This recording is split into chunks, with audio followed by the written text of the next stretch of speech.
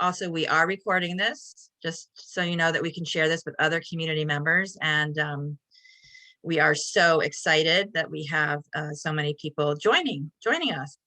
So quickly, I just want to introduce myself. I am MJ Corona. I'm manager of community engagement at Norwalk Acts. I'm also, on a personal note, I've been a Norwalk parent and resident for the past 26 years. So this topic today is really important to me because I have been active within the city of Norwalk myself around the budget and making sure that all of our kids are getting the services that they need. But also on the city side, it's really important for us to be active as civic and civically involved. So today we're having understanding Norwalk's local education budget and ESSER funds. And since we do have some new participants here, I wanted to quickly just share my screen and give you a quick overview about Norwalk Acts. So we are a nonprofit cross-sector cradle to career partnership of over 150 civic leaders, educators, organizations, and individuals who want Norwalk to be a connected and equitable community where every child and young person thrives academically, physically, social, emotionally, from cradle to career. Recently, we revised our mission, and our mission is to collectively transform systems by ensuring resources, policies, practices, and power structures actively dismantle racism and drive equitable outcomes for every Norwalk child and young person.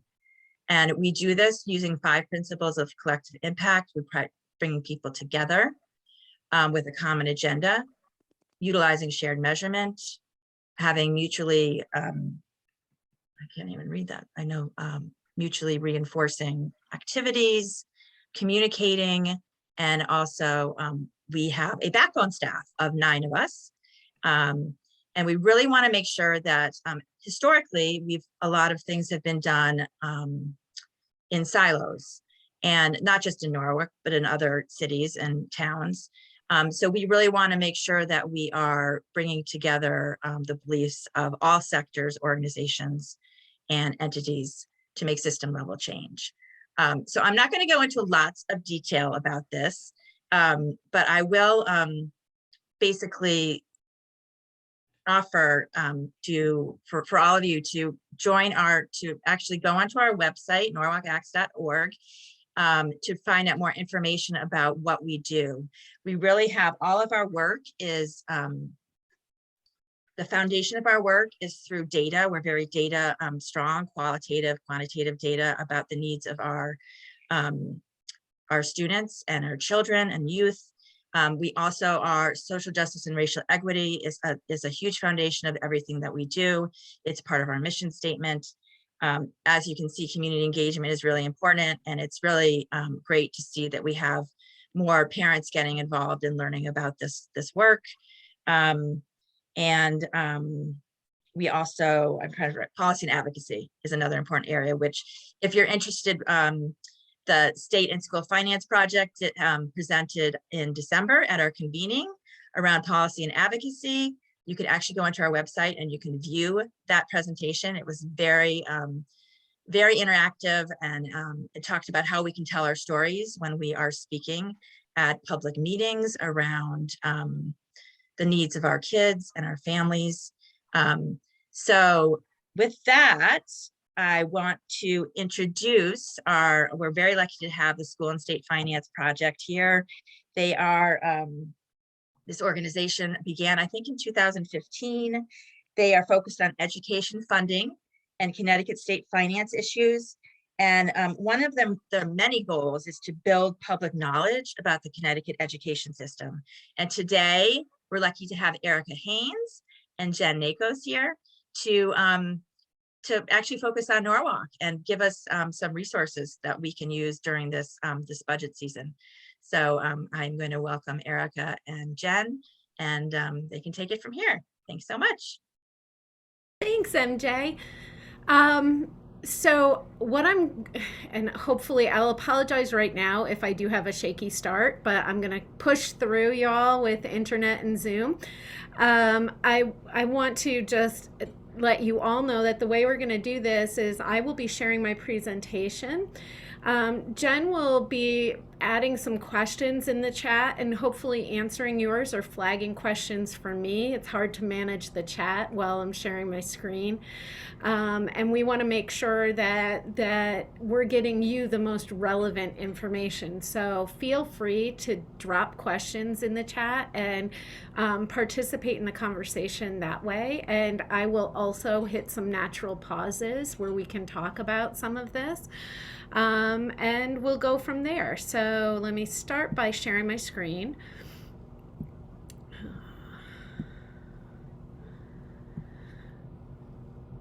And we're going to go hopefully into playing the slideshow so that you all can see this in large scale. Hopefully that makes it a little bit easier for everyone to see. And today we're really focused on two things. One is understanding Norwalk's local education budget, and the second piece of that is really understanding the federal dollars that have come through as 3 COVID relief packages. If you have questions, there's my email and my cell, and hopefully you'll reach out. I want you to think of this as the start of a conversation, not like a one and done.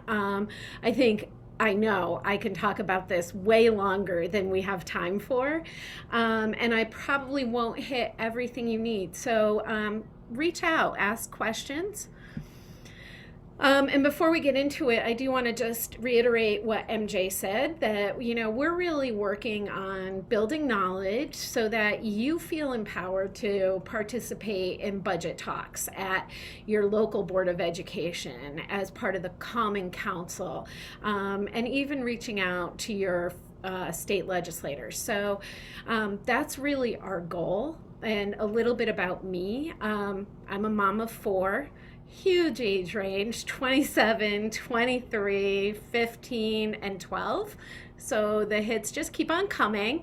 And I've been doing this for a while. And I've been with the School and State Finance Project since May of 2016. So 5.5 years, and love it. And I'm not a finance nerd. So if numbers aren't your thing, me either. So you should feel a little bit more comfortable right there. So here's what we're going to explore today. We're going to talk about the budget process and some of the factors that influence it, because if you've watched a budget process, while in general it is predictable, the process, there are always some curveballs. And so we want you to be prepared as much as possible. We want you to know how to find your local education budget, which your superintendent just came out with, I think it was 2 weeks ago. And what you're going to see when you find this. You'll know what information school districts report to the state and how to build relationships and talk about the local and state education budgets with decision makers. And then additionally, we'll do that overview of federal ESSER funding, which is really 3 separate packages of federal funding, and empower you to find out more about Norwalk's grants and allocations, and some of those questions about how do I know what they're spending it on. So let's kick it off. Let's start with this overview of school district budgeting. So we're going to start by just being really clear that, we need to talk about what is budgeting, because we all have some different ideas of what it entails, certainly of how we all feel about it, and what to expect with it. And when we talk about finances and budget, it kind of can bring up some gut feelings for folks, even when it's not our money. So when we talk about budgeting, your school district needs to figure out how it's going to divide up money between schools. And the more schools the district has, the more complex the process can be. My district, my home district, I live up in Willimantic, pretty far away from you guys, and we have a total of 5 schools. Not too complicated. But as you grow, it becomes far more complicated. And a final budget is always the result of decisions made by district and community stakeholders. And that process for creating and finalizing a district budget differs across our state and across the country. So in every municipality, there are differences in how this happens. So we have done our best to reflect your local kind of specificities. But budgets are incredibly important, and they're probably the least comfortable thing that we interact with. If you've interacted with an idea of full day kindergarten or part day kindergarten, uniforms or no uniforms, those are something that people tend to interact with a little bit easier. But districts can't provide the service that they provide without a budget. They can't provide education without it. And obviously, education of students by district is incredibly important to the community. But districts provide a whole host of services, and they need to think about what are the priorities for those services, how comprehensive are those going to be, and what are the financial resources that they need to commit to it. So, for example, full day kindergarten or half day kindergarten has been a choice districts have had to look at in the past, and it's how impactful is that? How much is it going to cost? Where are we going to see the benefits there? But I will tell you too that the financial planning process is so important, and it needs the voice of the community, because one of the points that I just spoke to in there and kind of blended it in, but now I'm going to pull it out for you, is that a budget reflects the priorities of a school district. And oftentimes people will be like, that's not what was important to me. That's why your voice matters in budget talks. What is important to you? And we want to make sure we let the district know that. So when you look at a district budget, you're looking at what programs the district will or will not provide. Hopefully, their intention is to reflect what's important to both the public and the district. Who holds authority in the decision-making process?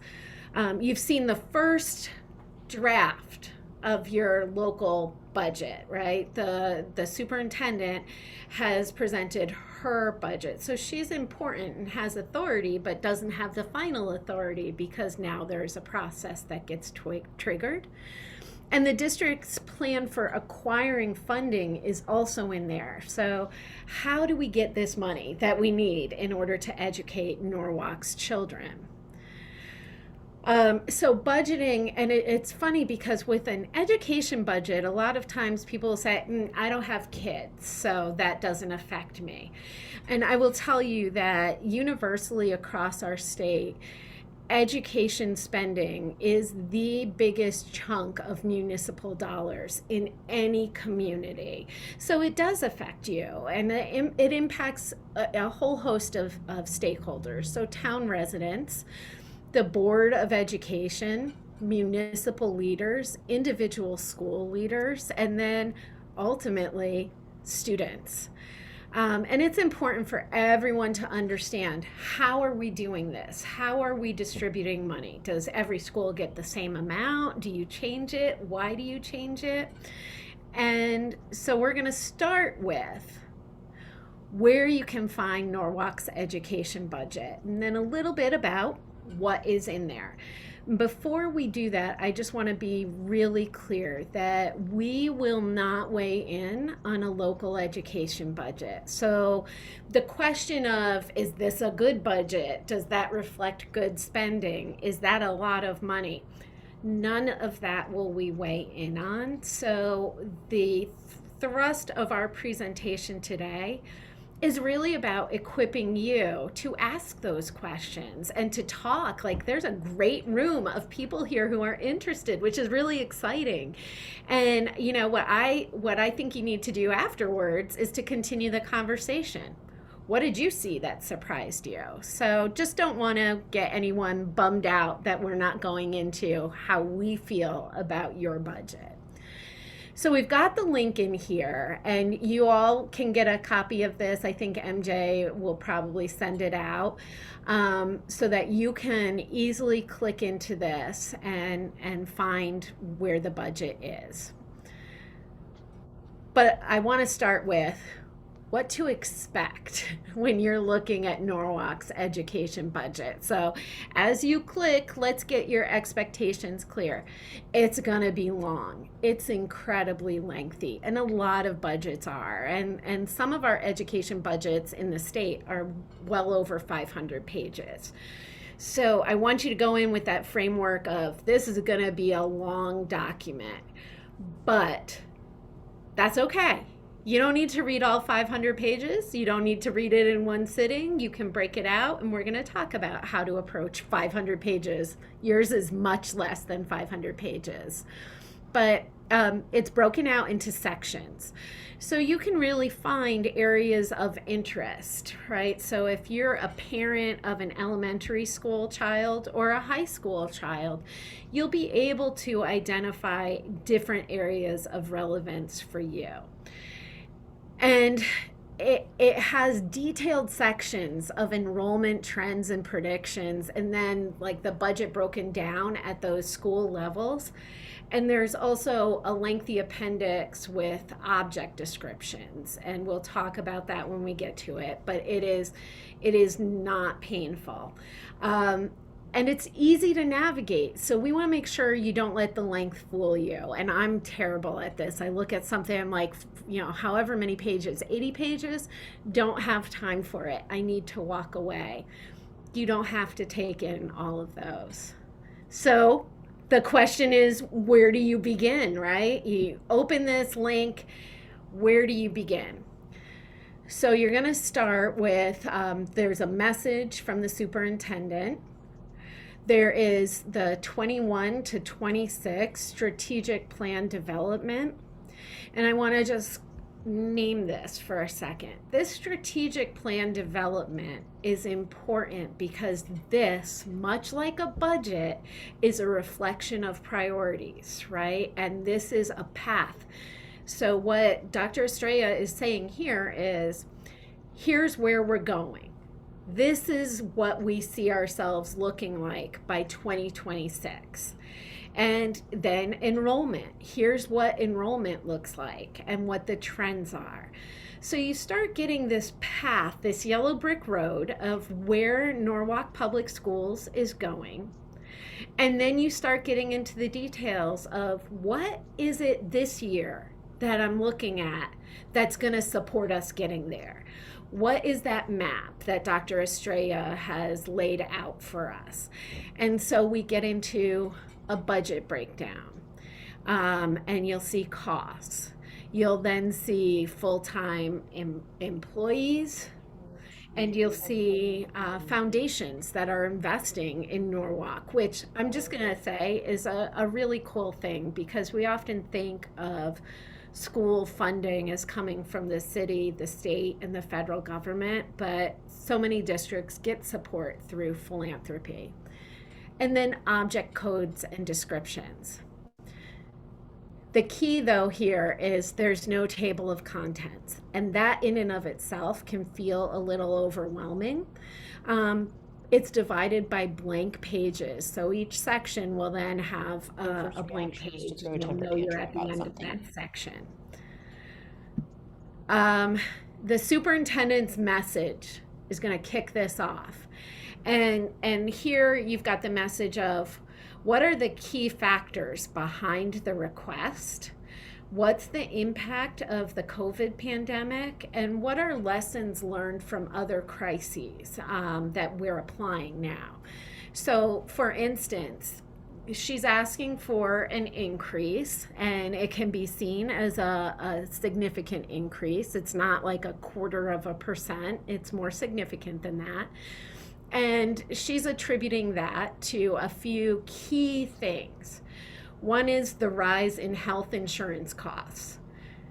Two is contractual wage increases. Three, the continuing impact of COVID on education.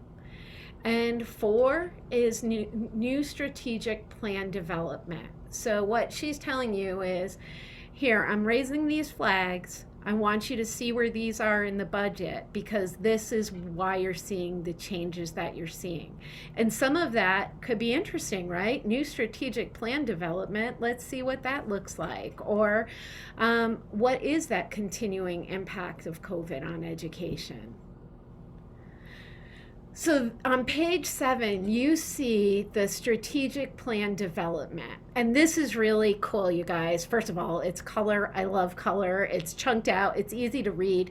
But you're looking at, this is essentially a year-round process, right? And you should think of the budget as a cycle that is ongoing. So starting in October, they're already doing budget planning. They're looking at research and data.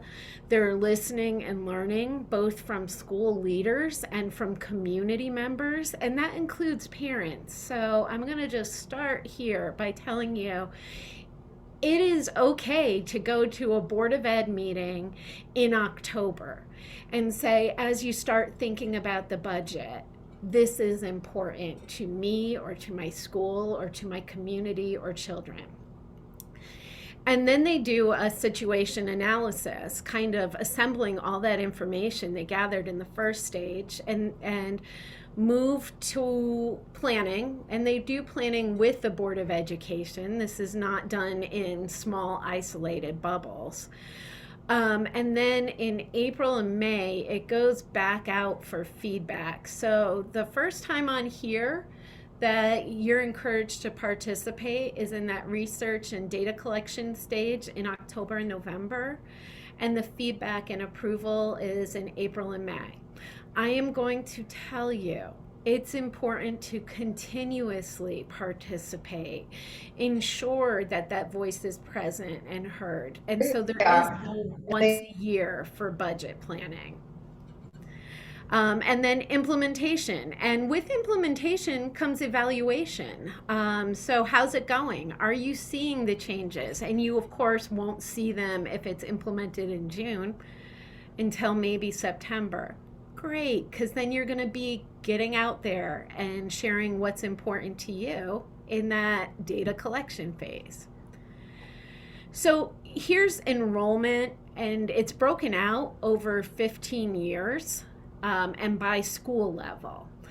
And this is important because it shapes what have we seen and what are we planning to see? How are we going to need to think about growth? Is growth massive and a spike? Is it predictable? And in Norwalk, it's pretty predictable and it's pretty stable. So that matters when you're working with some strategic planning, like that 21 to 26 document that we mentioned before.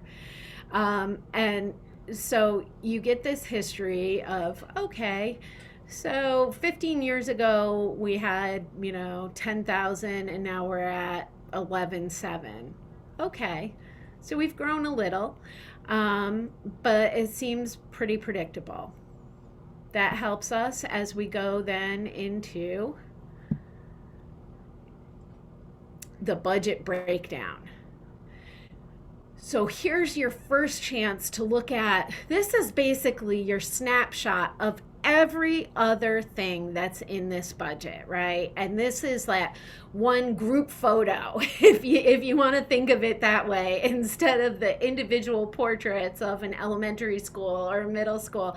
Here's your group photo. That's your school budget. All funds are included. So you can start looking right away at, where are we spending the most money? How are we thinking about this? What are all funds? And this is broken out into where's the money coming from, right? District-wide budgets, here's your school-based budget, and then small things that right now you're like, Erica, what is the priority school grant? What is alliance? What is excess cost? First thing I want you to do is look at this and go, okay, there are two main chunks here of funds, the district-wide budget and the school-based budget, and then a lot of really small pieces. That can be your takeaway. But what I also want you to do is know how to interact with this. Whoops, and I went ahead.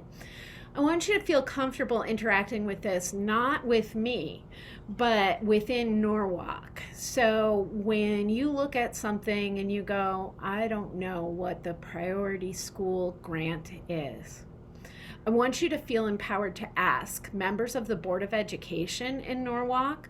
I want you to ask the local school leader or reach out to the superintendent's office. Those are really legitimate questions. And so I want to point that out, not to necessarily go through each program because quite frankly, they're small when we see them in terms of the total budget, but also so you're empowered to ask those questions. And now we get to the breakdown. Right? You saw the group photo and you're like, yeah, okay, there's two big chunks of money and a lot of small chunks of money, but let's see what the breakdown is. Here, this is spending that you're looking at. So it's not categorized the same way, but what we're looking at are how much do we spend in total on salaries, on benefits, on professional services, property services, and we can go through. There are a few things I want you to know.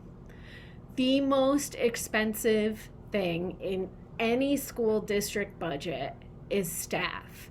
So am I surprised that salaries are the greatest expense? Absolutely not. I would be really concerned if they weren't.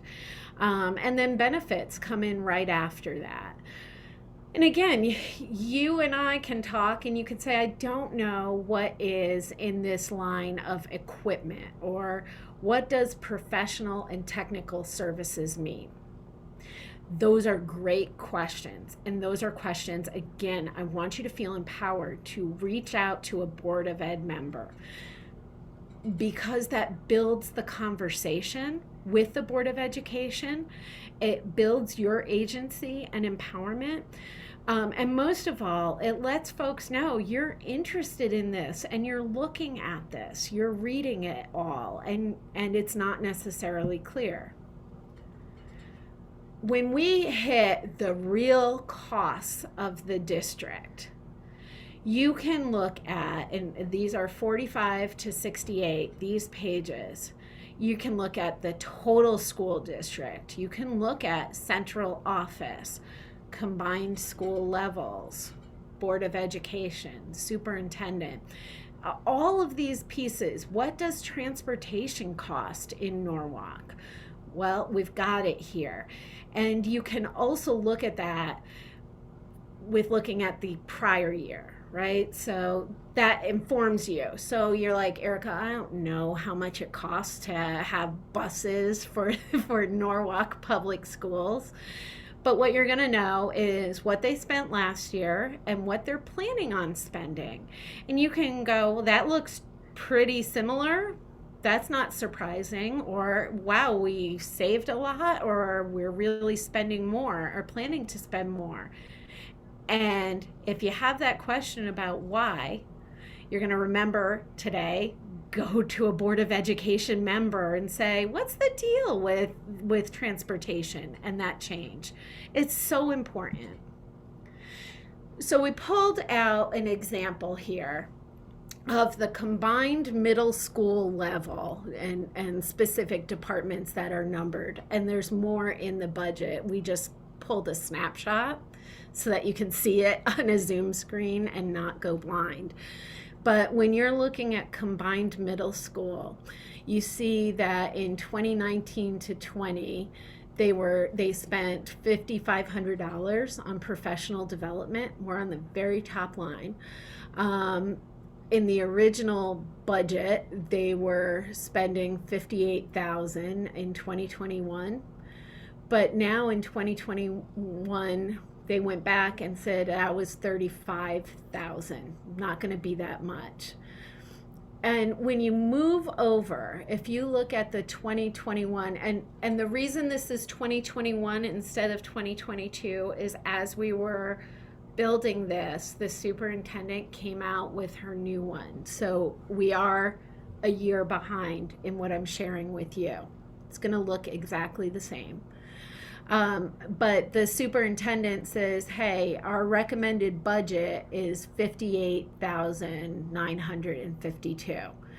Now, a great question on that line might be, well, why did we only spend $5,000 and not $58,000? Or what changed there, and how are we going back?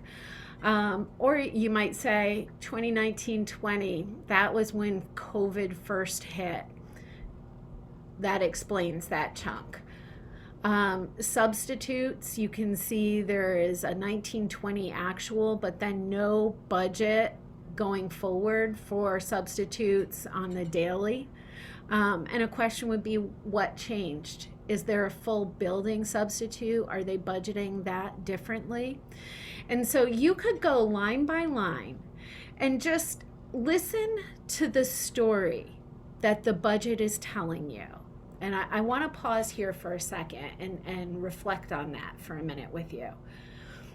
Budgets, I told you before that budgets reflect priorities. Budgets also tell a story, but a story doesn't get fully built without you all building the narrative and asking questions. So let's look at that substitutes line item again. $81,800 was spent in the 2019-2020 school year, and then nothing going forward. And it makes you go, wonder what happened. What's the story there? What changed? Those are great questions. And that's when you really pull out, and they might say, well, we changed from a cert daily model to a building substitute model that looks different and is a full-time staff member. So it's recorded differently in the budget. That's interesting. That's the story that you're looking for. You look at what's happening, what caught my eye, what's different, or even what's the same. So we could look at a line item that is very much the same. And let's see. Yeah, let's take the teachers ratio and look at it, and it might not change that much. And you can say, so what's the deal with it not changing? Is that a good thing for us? Is that reflected of staff changes? What's the story? You can also find all the details on full-time employees at each school and at central office. So the next time you hear in a conversation, they have way too many staff over at central office, or that building doesn't have enough staff. I don't know if that's true or not, and you don't know until you ask the question, but you can start by going, well, how many full-time employees does Nathan Hale Middle School have? Okay, 54.5. And a 0.5 full-time employee or FTE is somebody that's working part-time. And you can see that at Ponus Middle School.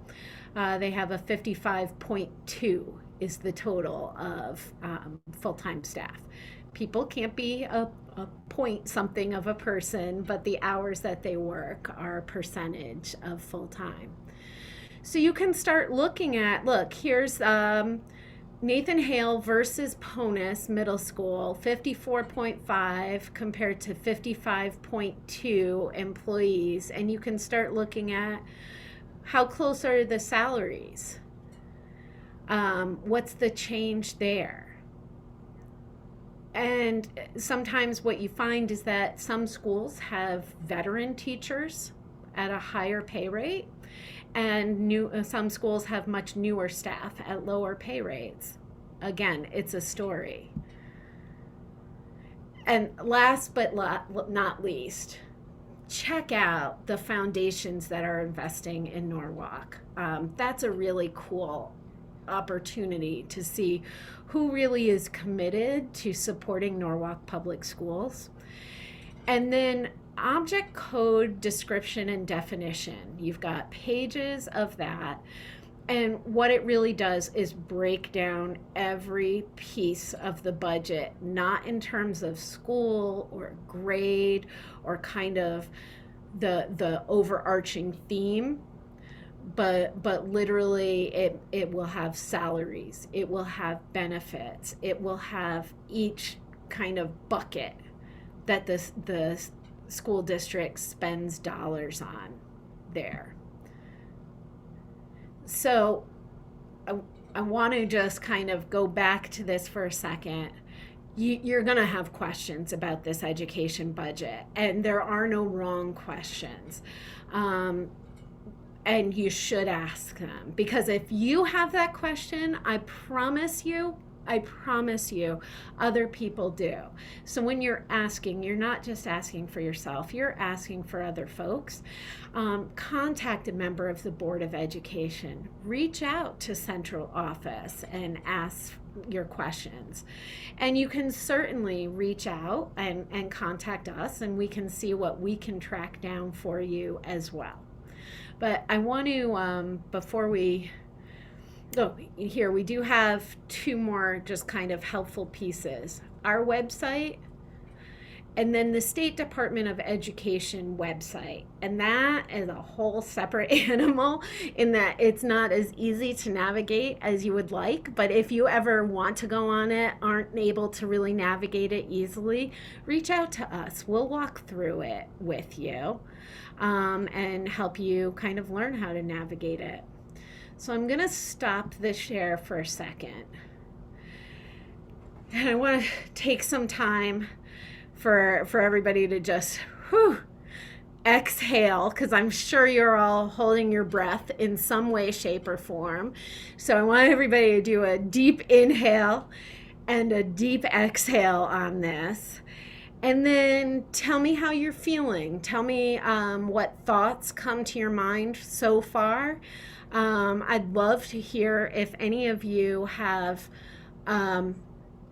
tried to decode this before, have tried to dive into this, and how you're feeling about maybe approaching it this time around.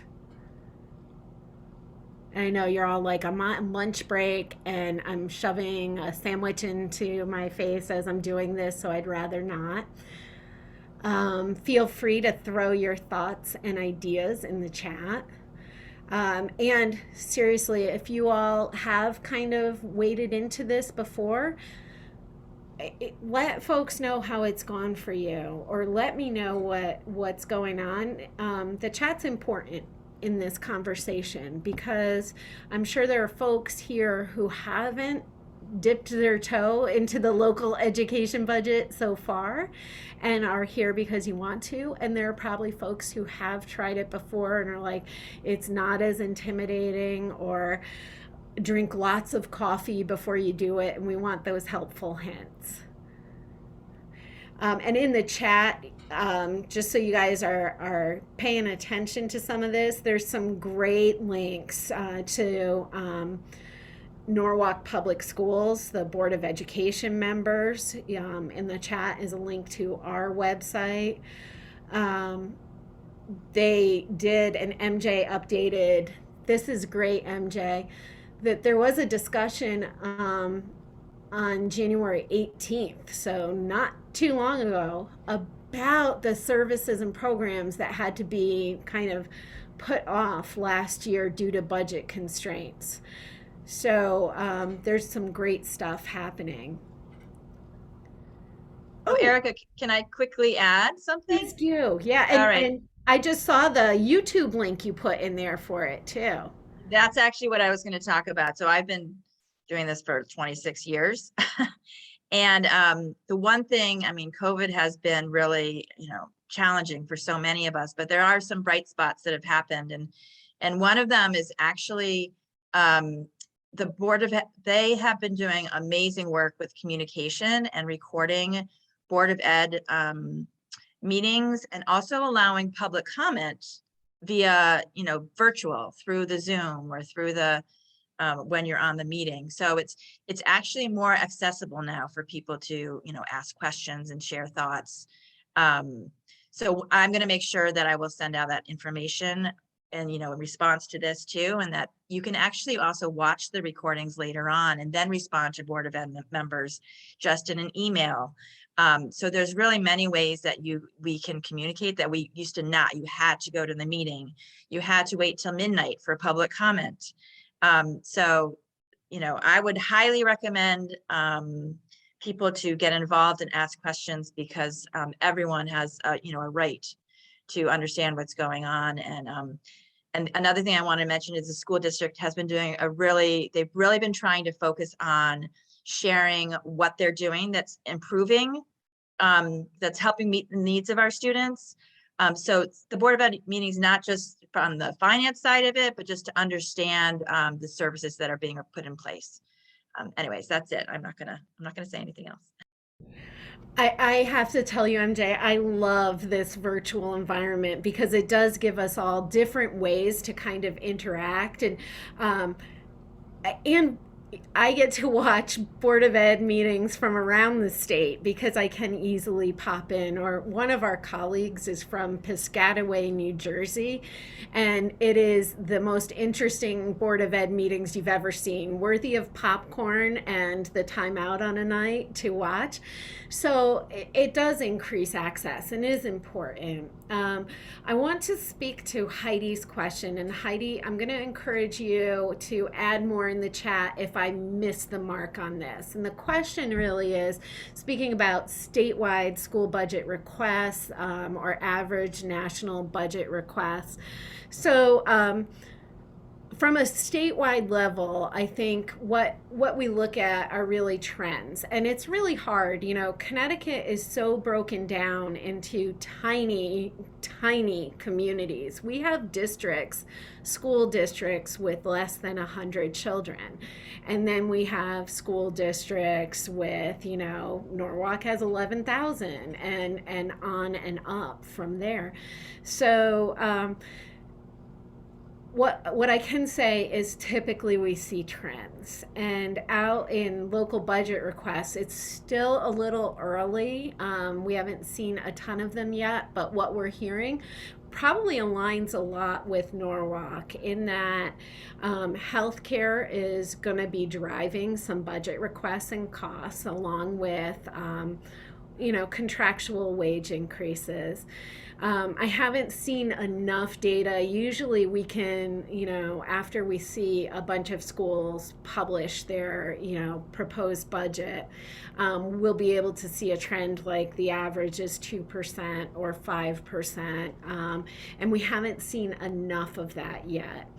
And I hesitate to compare on a national level, because experientially, I think regions are feeling the impact of COVID very differently. And also, budgeting is a little different when you're doing it regionally rather than locally. And most of the country budgets for education more broadly and through regionalism. So that makes it a little tricky here. So let me bring us back to the presentation.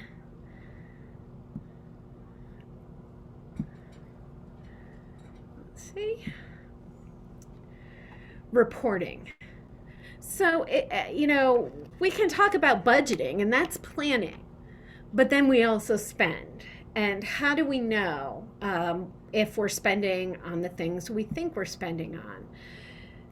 So Connecticut changed the way they ask school districts to report. I think it was 3 years ago now. But there are a few things to know first. Financial reporting increases that transparency in education spending for public dollars. These are your dollars, right? And they are your community's dollars. They are coming from your local property taxes. They are coming from the state income and sales tax.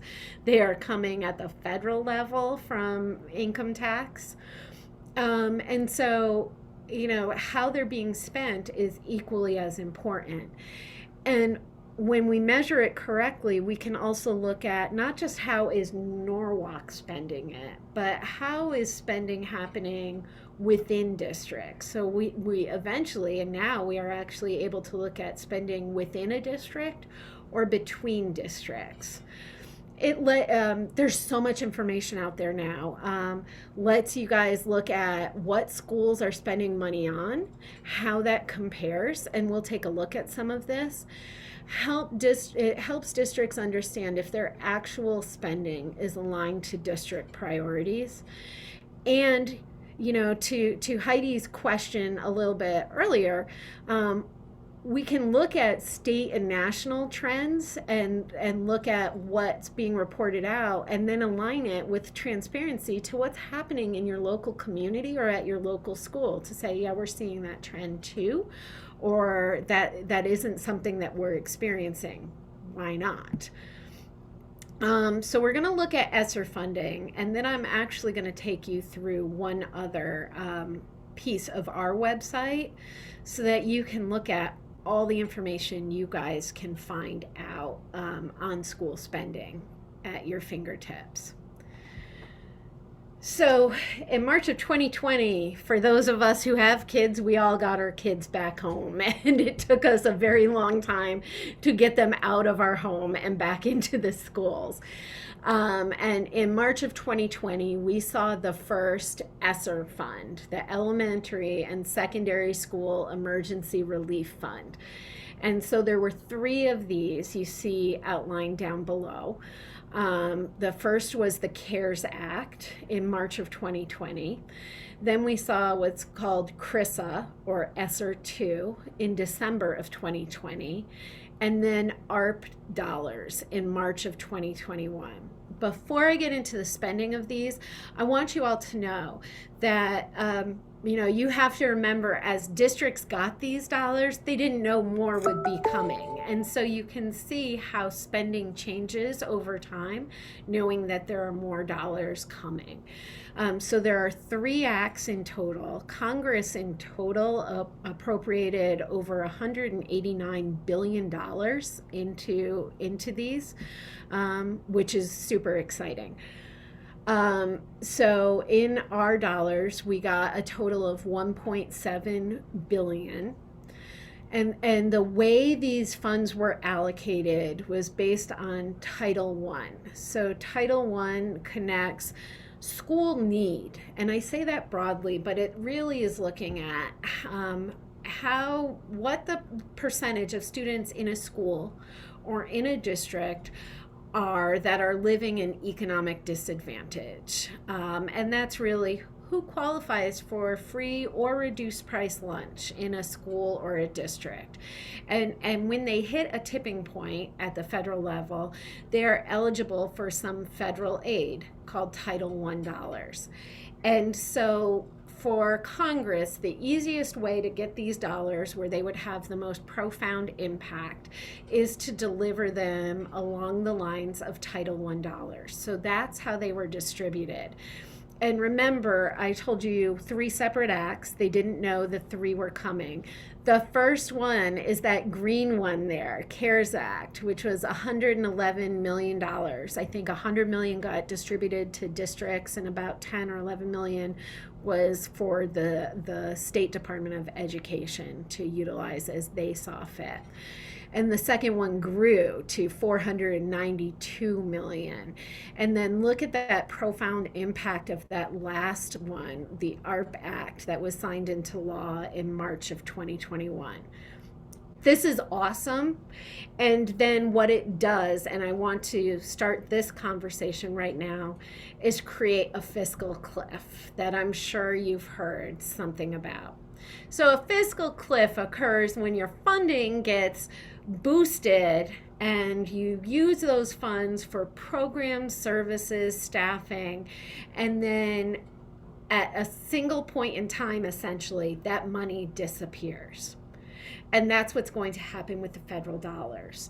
And so what we saw at a statewide really is that it's hard to invest in those things that are going to need to be funded past that drop off point, and particularly that means staff. So if we talk about some of the impacts of COVID, you think about mental health and social emotional learning and kids. It's really hard to commit to bringing on additional guidance counselors, social workers, school psychologists if you know that you aren't going to be able to fund them in a rather short period of time in the next several years. So I want to just flag that for you because we're going to touch on it more. So the state gets all the money from the federal government. They're required to distribute 90% of it, and the remaining 10% are used by the State Department of Education in any way they see really necessary, not tied to Title I. And then for their dollars, they've invested in some initiatives that they know are important. Small group tutoring, educator support, educator retention. I'm sure you all have heard there's a teacher shortage. So the State Department of Education is concerned with that, concerned with summer enrichment. You're like, that's great, but what is Norwalk looking at? So here's our Candyland board.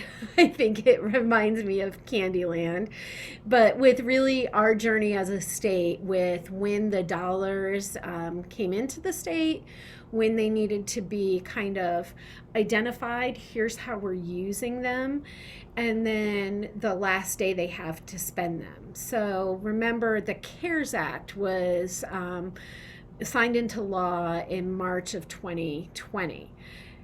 School districts have to spend that money by September of 2022. And September of 2023 is the CRISA dollars. In September 2024, the biggest chunk of those dollars, the ARP Act money, goes away.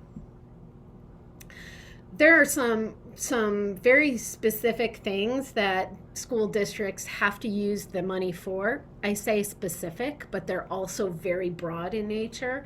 So districts that got ARP aid must use 20% of their dollars for this list of programs: summer learning, extended day, after school, extended school year, and programs that meet social emotional needs of students who are unhoused or students in foster care.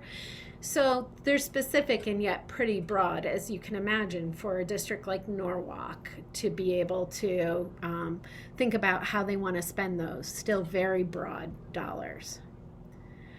But here's the deal. With the federal money, each district applies to the state and gets approval for what they want to use the dollars for. We can look at that from the state website, but we decided to visualize it in a way that kind of made it a little bit more accessible than, again, another list of budget items that you would be looking at. And we have our link in here so that you'll be able to jump to it easily. But for CARES, or ESSER 1, you can see the chunk of money that was allocated as salaries. You can look at, and that's a small number. You can look at purchased property services. You can look at property as a very long piece of this. And what I'll tell you is that, and I'll actually show you, but there's pop-ups with all of this, so you can see what Norwalk Public Schools specifically said in their application that the money was then approved for on spending. And on the second one, what we start seeing is additional increases of staff as they're committed. And here's one of the pop-ups that you can see. Academic supports, really right now you're seeing just the 7.9 million went to that. And on our website, you can scroll over and see all of the details. And I'm actually going to bring you there in a second. And then another and different visualization of the second ESSER funding package and how Norwalk was planning to spend it. And this is the difference. This is the State Department of Education grants website and how they provide the data. So you could go into any school district, and if we're looking at ESSER funds from 2020, the first act, we can go in here and you could see how every district spent it. If they revised from their proposed spending to a different concept, and what they got for a budget allocation. And then if you click into it, you can see yours really easily. And I know you're all like leaning in here. Look at it, look at it when we send it to you, but you'll be able to see these same details on the state website and in our package. So for instance, if you dig down on the state website and you go, what is property? Where did we spend so much money on property? It's not like we bought new schools.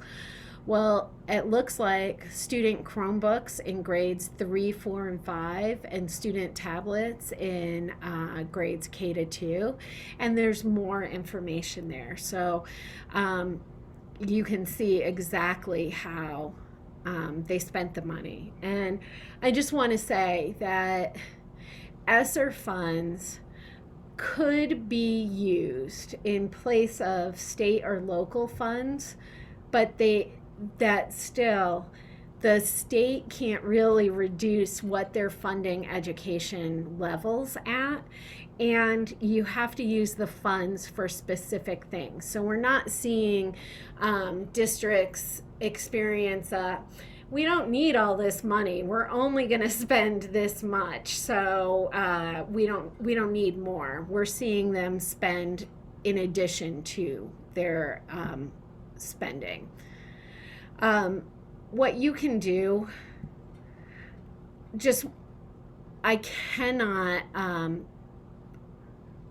possibly overemphasize the importance of adding your voice to the conversation. Letting people know this is important is essential. Reach out to your elected officials and just say, hey, school funding matters to me. What are you doing with it? You don't have to have the answers. You can explore a conversation, and it's important at a community level, at a local level, at a school level, and even statewide. So I want to pause for a second and field some questions, and then I'm happy to take people on a little tour of our website so that you guys can get down to like, how can we actually see this? And I know one of the questions that we get a lot is, how do I hold my district accountable for what they proposed they were spending their money on? You know, how do I know Norwalk is spending the money on what they said they were spending it on? And I'm going to tell you that you can look at their budget. That's the way to look at what did they say they were going to spend the money on. Outside of the budget are these federal dollars where they still have to say what they're spending their money on. And then you could actually just ask at a Board of Ed meeting, I want to know, how did that tablet distribution to kids in grades K through 2 go? How was that? Are we at a 1-to-1 now? Did we do that? Were there problems? This is a great conversation. Although I will tell you that Jen and I probably need to redefine our idea of fun and great conversation and maybe get out a little bit more when we tell you that some of this budget conversation is fun.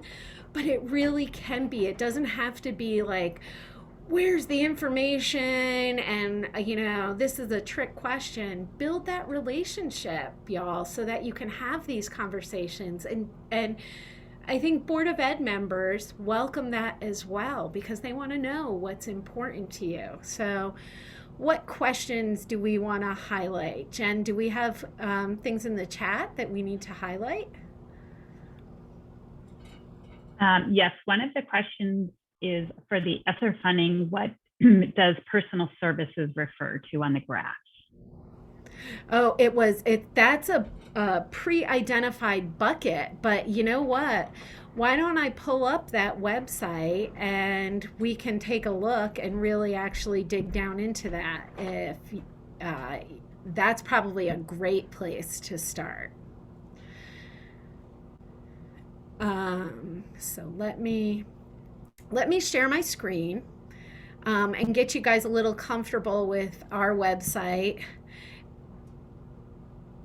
As long as you promise not to judge me for having way too many tabs open. And this is far less than I usually have. But you come right into our homepage here. And if you look at issues, you have a whole host of choices. And if you want to know about COVID-19 dollars, let's just click right over here and we'll bring up the ESSER funding. And I'm banking on the fact that this will give us the solution that we need for that question. Let's scroll down. So the first thing that's important is we can look at state overview or a district overview. So the importance of this, right, is you'll be able to know, are we kind of doing what other people are doing, or are we doing something that's really not the norm? And I have to tell you, I think the only information they're giving on personal services is that it seems to be the bucket for salaries and for benefits, and they're broken out. But let's go into this first visualization. And you'll have a drop-down menu so that you can look at any district in Connecticut. And let's pull you guys up. So here we can look at personal services salaries. The amount of money that was spent on that was $560,000. And let's see. I think we'd have to go, and the employee benefits that tie with it are $40,000. I think we can go into the state website to get more details on that. But let me see if we can do it with ESSER 2 and looking at the district overview, and we have the district details here. So it's the same process. So I know my definition of fun is off, and I definitely don't get out enough. But we can look here at, well, let's take a really small chunk. The school safety and social emotional well-being for student and staff. We spent $0.4 million on it. And if you click on it, you can then look at improved air quality and improving preparedness and response. So it's broken down. The preparedness and response was $100,000. Improved air quality was $300,000. So we can look at those details, but let's see what happens when we go over here.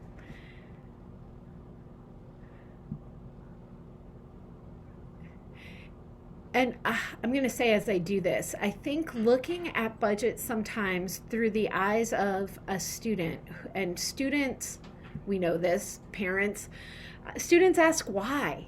And so imagine that you would have to explain this to a student. ask why. It's okay. So if we click here on the personal services, we can look at, okay, personal services, and I clicked on benefits first, I think, or is it all together here?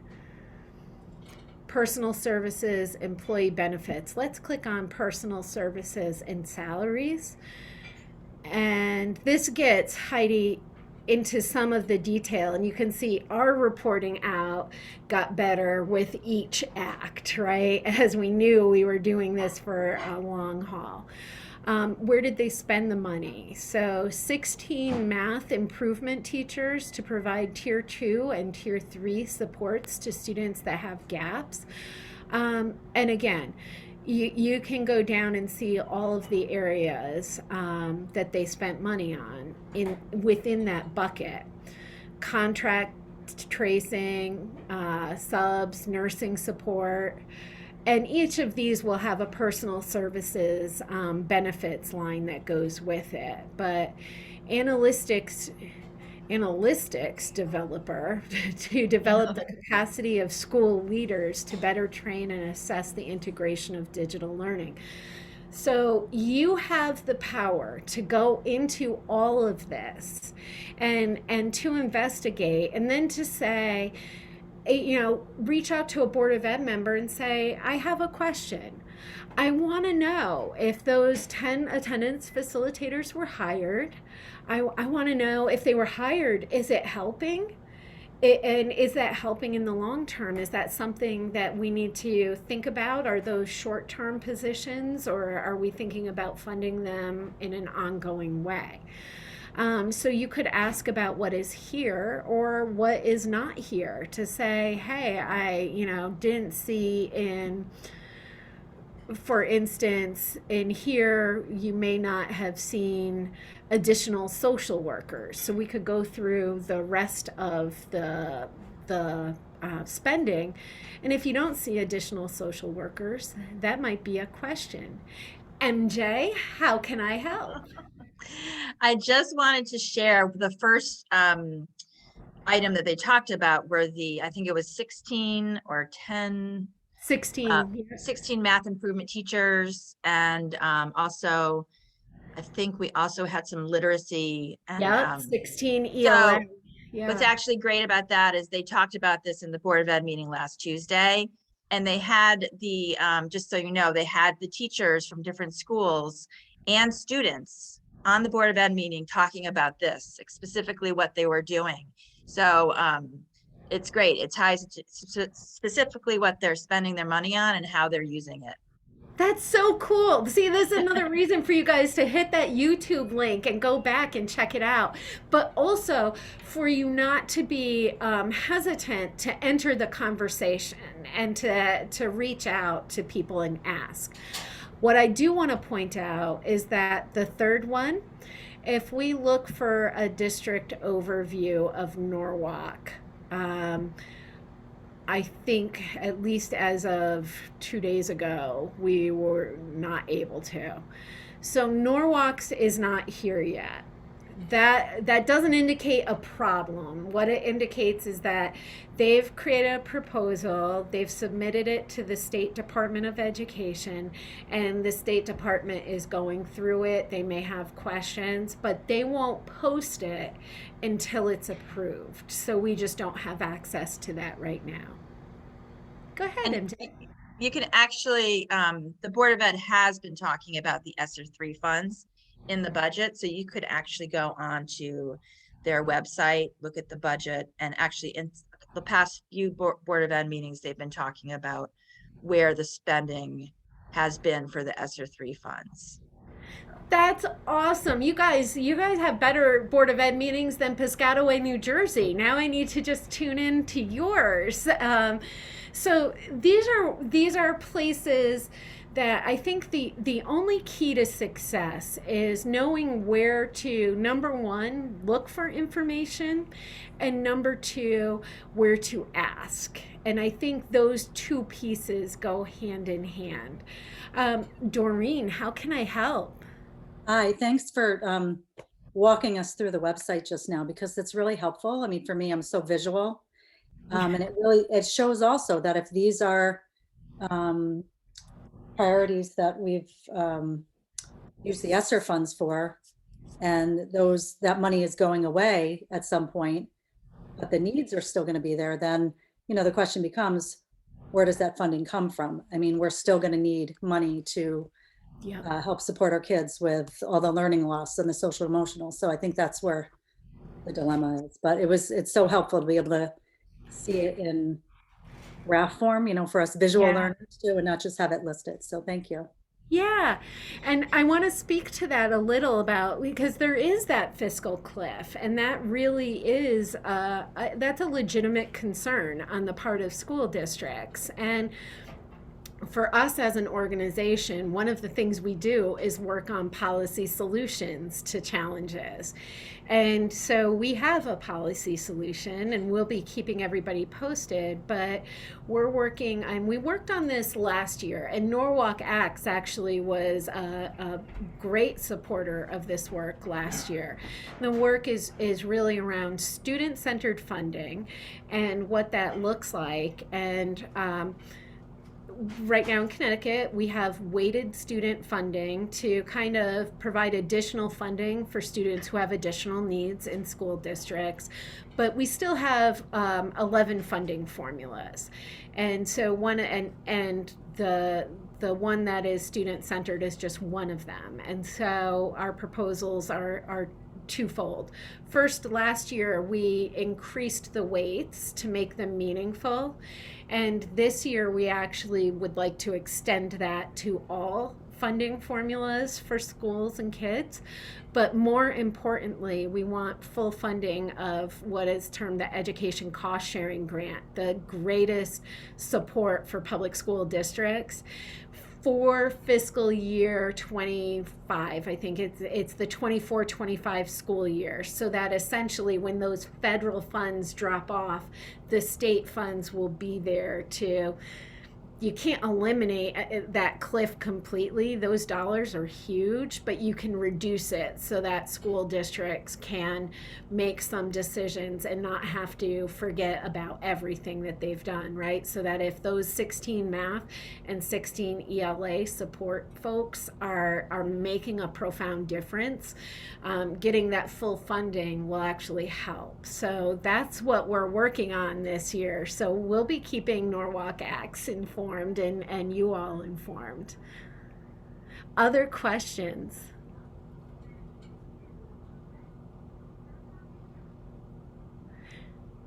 Just soaking it all in. I often say, and you're going to be nodding behind the screens that I can't see you, but I often say after a school finance workshop, you kind of almost just sit there, like it's like a jet engine took off in front of you, and you're just like, that was a lot of information, and it is a lot of information, but it is information that now you know how to revisit on your own timeline and at your own pace.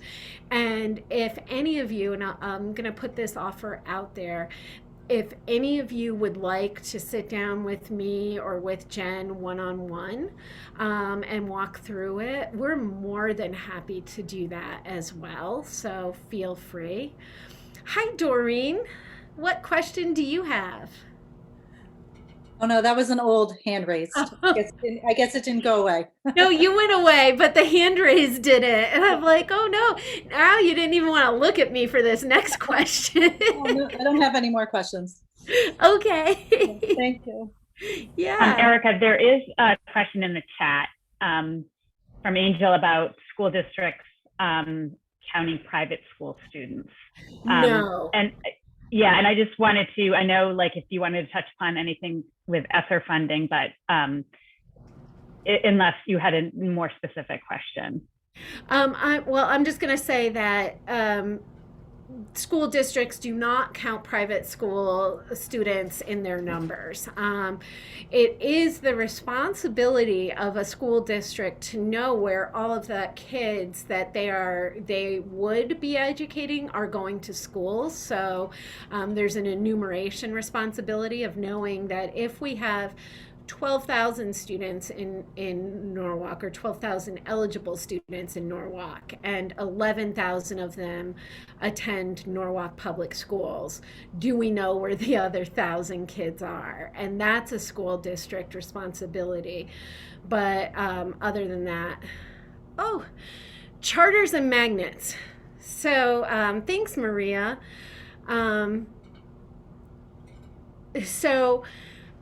Charter schools, there are two different types of funding formulas, one for state charter schools and one for the only local charter school in the state, which is Elm City Montessori.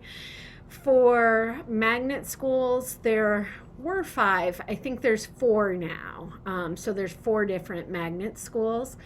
And they differentiate where the kids come from. It matters who's running a magnet school, and it matters where it's located in Connecticut as to how they get funds and how that all works, which is a much longer presentation. Sorry for some of that. So one question I see in the chat is flat funding. And honestly, I don't know how many districts were flat funded last year. And I'm reflecting on that question. I think flat funding is a challenge, and a lot of them don't. Oh, thank you, Doreen. I think there's always too many that are actually flat funded while experiencing contractual increases. And so when we talk about flat funding, school district costs typically don't remain flat. So their expenses are always increasing. And at the same time, the revenue, being the money coming in, is typically a topic of discussion at the local level as to whether they can afford to fund at all, because your money for local education budget is coming from your property taxes. So when you talk about increasing the local budget, you're also talking about, do we need to increase property taxes? Is the state increasing their contribution in a way that offsets the things that we're proposing? So it's this really delicate balance of understanding that in a lot of places, schools drive the property values. So you want to invest in schools, and yet what's the challenge at the local level with paying taxes? Yeah, and we can absolutely do another session on magnet schools, or Maria, you're welcome to reach out, and Jen and I could sit down with you and do that too. Private schools, Angel, some of them, because the non-public schools, some of them, and it gets really complex, that the way some districts have relationships with their what we call non-public schools with the federal dollars in particular. Some of those dollars were allocated through and were intended to be allocated through the local public district. It gets a little messy, as you would expect with 11 funding formulas.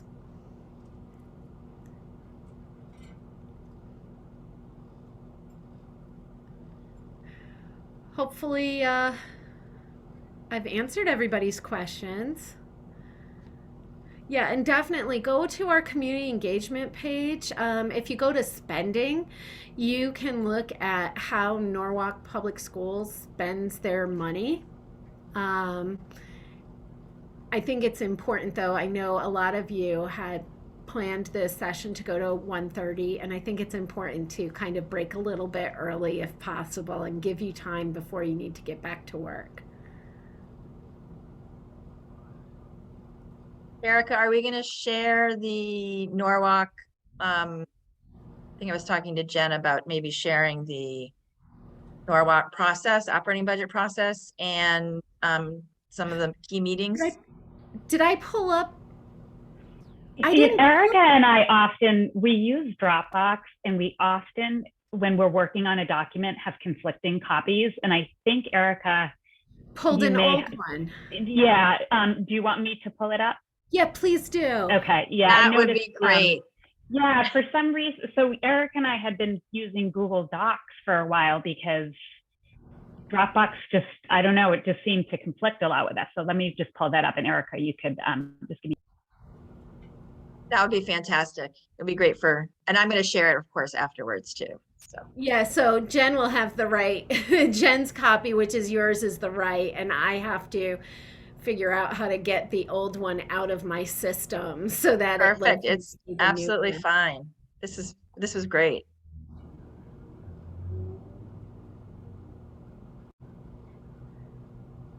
Oh, so much better, Jen. And it could also be that I titled, I still have 2021 on the title. Oh. So I'm. That's the one I pulled up. I know, it's so funny because it's saying that you're viewing it at the same time, which is so strange. But anyway, Which is a I'm gonna lie. here you go. So here. Okay, you guys, this is actually really helpful, and I'm sorry I didn't cover it in the initial. So some folks who had to hop off will have to get this via MJ and email. But when you look at the process, this also calls out who are some of the key decision makers here. So the superintendent drafts the budget, and it goes to the Board of Education, who will vote on it. Then they submit it to the city chief financial officer to really look at, and that ultimately to the Board of Estimate and Taxation. Really, because how much are we asking for an increase in property taxes? This matters, and it matters what else is causing increases in property taxes. That goes to the Common Council, who establishes a spending cap, and the Board of Estimate and Taxation needs to set the total spending at or below that cap. The Board of Estimate and Taxation then does a public hearing to hear what you all think about it, and presents the proposed operating budget to the Common Council. Common Council can still change it if the Board of Estimate and Taxation is not able to meet that spending cap. And then ultimately the Board of Estimate and Taxation adopts the budget and tax rates, and the Board of Ed has to reconcile the budget. It's important for you all to know that the Common Council, the Board of Estimate and Taxation, they don't have the ability to go and do a line item veto. So they don't get to say, we don't think that piece is important. They might recommend it or allude to it, but they can only give broad-based spending recommendations. So they can say, you recommended 3%, we're limiting you to 2%. Or we're amenable to doing this flat dollar increase, but nothing greater. And so important dates, we're coming up on these. The city CFO is going to submit the recommended budget to the BET. February 22nd, the Common Council is establishing that spending cap. March 29th is the first public hearing. April 4th, the BET sends it to Common Council. The 19th of April, it can be amended, and May 2nd, it gets adopted. And you see all these key dates, but I'm going to tell you that all the dates in between are equally important, because those dates are all opportunities for you to build relationships and converse about what these mean, and not have to compete on that one moment in time where there's a public hearing for a limited couple of minutes where you could speak. All those dates in between those are, and look at from February 22nd to the 29th of March. That is such a great opportunity for you all to be talking about this. MJ? Quickly, I just wanted to add too that the Board of Ed and I think it's the Common Council they're planning to have a joint meeting, a public meeting with Common Council and Board of Ed members to talk about the budget process. And they just didn't have a date yet. So that's going to be a really good meeting. And as someone who was a former city council member, you don't hear all of the conversations that happen at the Board of Education. So that joint meeting is really helpful and informative, particularly with increased public participation. Hey, Heidi, fire away. Hey, I hope everybody can hear me okay. I just wanted to remind everybody there is a meeting tonight that is a joint meeting with some Board of Ed and land use, some of us Common Council people. Oh. I know it's a hot topic, so I think a lot of people already know about it, but I just wanted to remind everybody it's a really good way to get involved, just to come to the meetings. Even if you don't want to speak, you can just sort of like listen, learn, watch how it, the process goes. Yeah, and I think that's important too. That y'all don't have to be, front row taking notes the entire time. It's a process. Go for it and just listen, and that's your commitment. And then next time, listen and write down one question that you need to follow up with somebody on. Take these things bit by bit, just like the budget, in small kind of digestible pieces. You don't eat the Oreo package all in one sitting, although we all want to. You eat a few now, and then a few in a few minutes, and a few in an hour. You're going to do the same thing with this.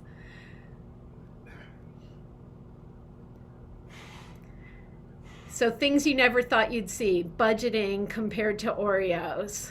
I must be hungry. Erica, I love those analogies. Oh my goodness. They're great. So it looks like we're coming to 1:30, almost. We have 1 minute. And I just want to thank both of you for this really eye-opening and informative workshop. Lots of information. I love how it ties to the state and how we can actually, look at Norwalk, and Connecticut is a little backwards in the way that we do our budgeting. So I'm really excited to share this also with other parents and community members. I will do a follow-up with the updated presentation with these dates, and also all of the resources that we have in the chat we'll definitely send out too. And if you really liked it, you could come again at 7 tonight. Yes. If you want to. And also, if you really liked it, let your friends know that, this is a great place to learn, and they can ask questions live. So that's Thank it. you all so much. I really appreciate you making the time. I know it's a wonky subject, and I am so grateful for every one of you for being here and for asking questions and dropping resources. So I will see some of you tonight. And for those of you who are like, I want one more pass at this, come tonight. That would be fabulous. Thank you. Thanks everyone for your time. I know everyone's Thank really you. busy. So great seeing smiling faces.